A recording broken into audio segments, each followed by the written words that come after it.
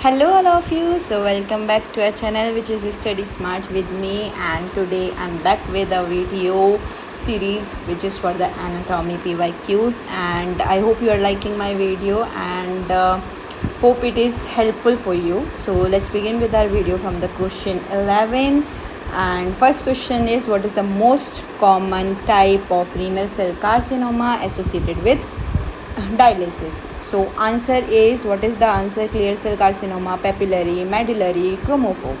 So what is the answer? Clear cell carcinoma. And what we can say, this is the most common type of RCC. RCC is renal cell carcinoma. Great. So next is papillary. So papillary is the second most. Okay. Now let's come to the chromophobe.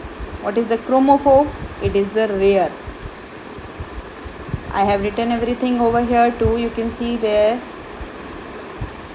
Clear cell, most common type of RCC. Papillary, second most common type of RCC. Do remind.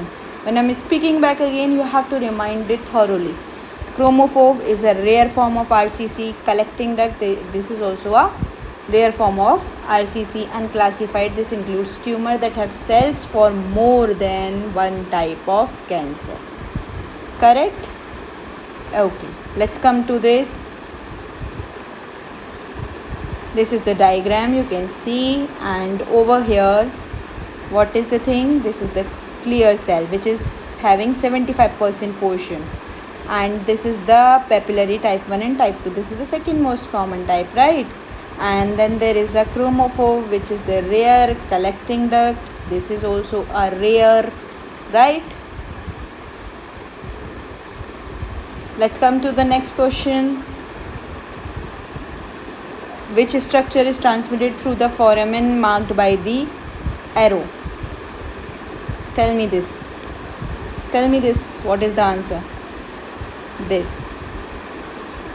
Mandibular nerve, maxillary nerve, accessory meningeal nerve, middle meningeal nerve. So you have to tell which artery, which nerve over here.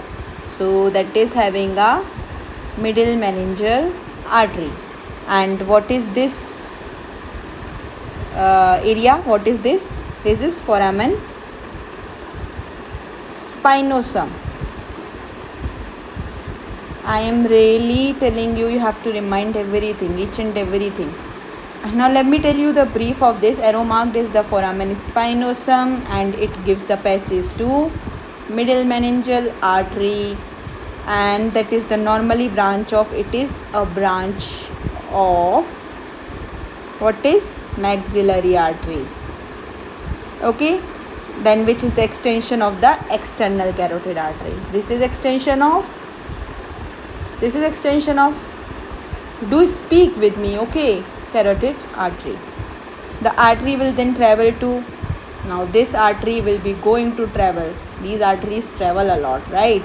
So this will be traveling through the foramen spinosum, and that is posterolateral from the foramen ovale, right? And what this supply? This supply dura mater. Yes, you're getting everything. Guys, try to have a pen and paper with you. When you are writing selectively, you will be reminding everything also, right? The foramen spinosum, what foramen spinosum do exactly?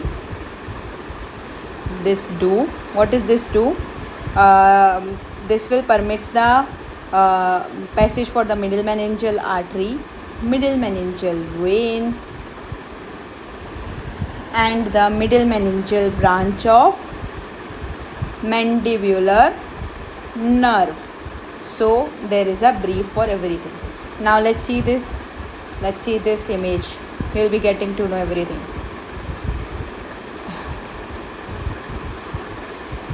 Okay, let me change the color of pen so you'll be getting some differentiation. So foramen lacerum, which is covered by cartilage. This, do remember this diagram, do remember this. We get the questions like this only, that which structure marked, which structure is this, and everything. So you have to remind this. Anatomy is a play game of diagrams. Okay, So this is optic canal. Optic canal gives you the branches of optic nerve and the ophthalmic artery. Now superior orbital fissure, which is this. Okay, and what this give? Third nerve, fourth nerve, fifth, sixth, correct? Ophthalmic veins. Okay, now let's come to the foramen rotundum. This is foramen rotundum, maxillary nerve. Let's come to another foramen ovale, right? Mandibular nerve. Now let's come to our thing which we have studied. Let me take a pen. Yeah, this is foramen spinosum, which gives you middle meningeal artery, meningeal nerve. Okay, that is the middle meningeal vein, you know, no? And mandibular nerve, I have told you. Meningeal branch of the mandibular nerve. So I think you remind this. Infarction of which area would result from occlusion of the marked artery? What is this? Yeah, what is this? What is this? Tell me. Yeah, anterior wall of the ventricle. Correct. Very much correct, you guys are. Now explanation about it also, you can see the diagram I have placed. So first I will tell you this. Left anterior descending artery, LAD, right? Left anterior descending is the largest coronary artery. Okay, let's take our pen. You guys also take a pen. Together we will be writing and learning this thing. Left anterior descending artery is the largest coronary artery. This video, if it is taking a time, it will be like fully paisa vasool video, because you will be learning some things definitely. Now atherosclerosis or thrombotic occlusion of this vessel causes myocardial infarction if there is atherosclerosis or thrombotic occlusion. You know this, right? थक्का जम जाता है जो, thrombotic occlusion. This will definitely cause what? Myocardial infarction involving large areas of heart muscle, like large area of heart muscle, like anterior septal and apical portions, leading to serious impairment of the cardiac performance. For the same reason, it is important to restore the flow in the lead during revascularization by percutaneous or surgical methods. So what we will be doing, we have to do revascularization or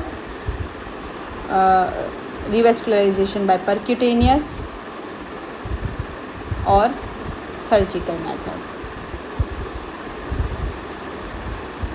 Okay, everything is written over there, that's why I'm just scribbling around. Okay, don't worry, you are not going to miss anything.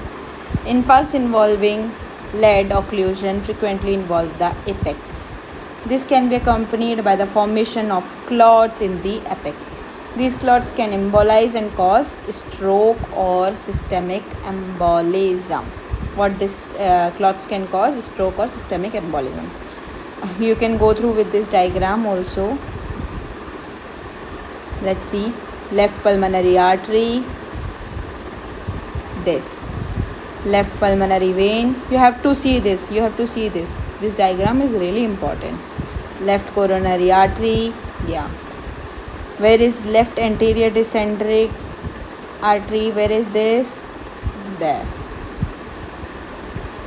Left circumflex artery, this. Then M1, M2, D1, D2, left ventricle, you have to see. Then this is the superior vena cava, this is the aorta, this is right atrium, this is right coronary artery, posterior descending artery, this right marginal artery, this right ventricle is this, right ventricle, left ventricle. See some sort of things, you have to just remind this at least see this properly.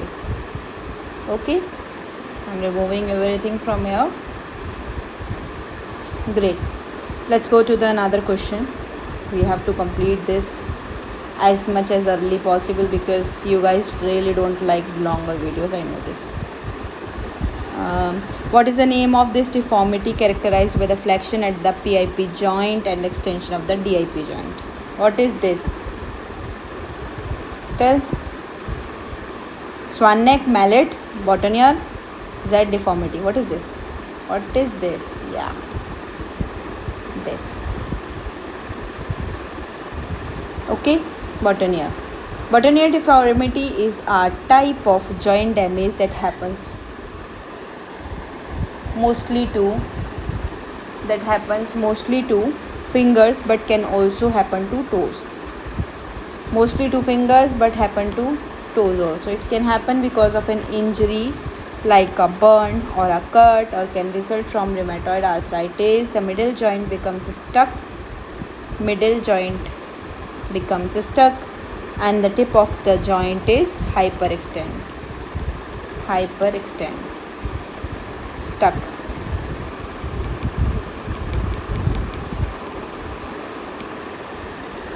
What is this? Stuck, middle joint, hyperextends.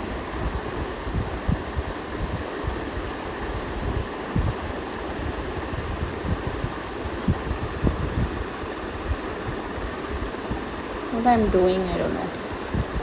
Yeah, hyperextends, tip of the joints. Okay.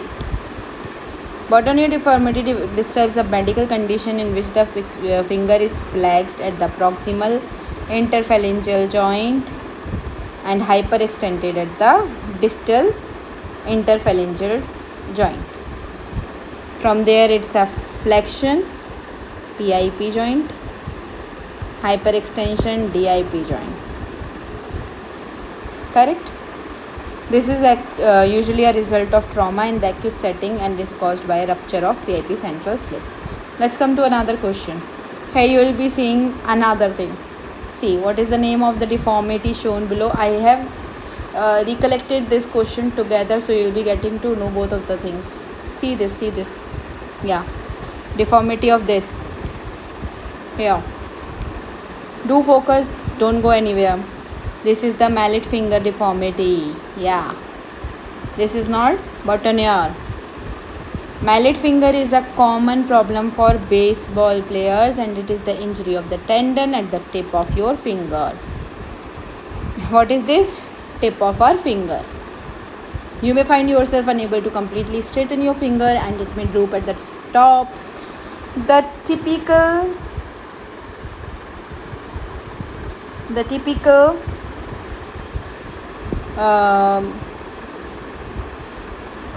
what is this? The typical treatment involves splinting and ice. Surgery is rare. Correct? What is this? This is the boutonniere deformity. See this. Flexed PIP, extended DIP. Right? Flexed PIP, extended DIP.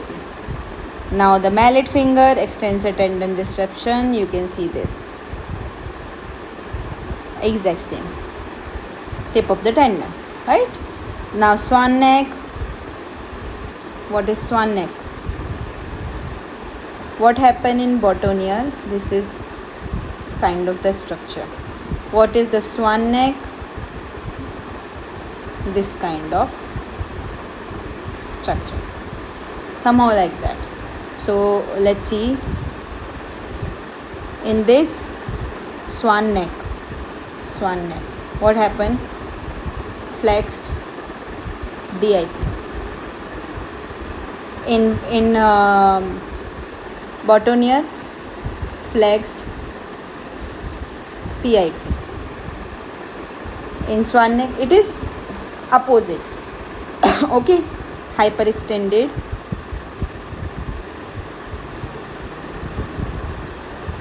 PIP, and over here hyperextended,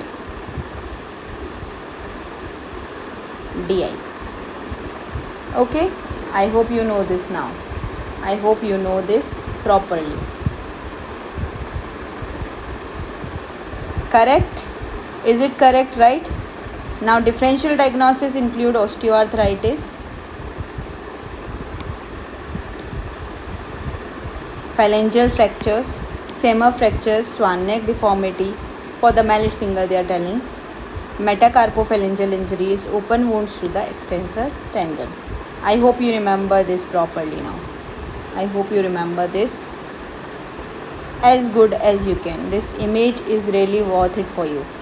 You can see and see three of the things together.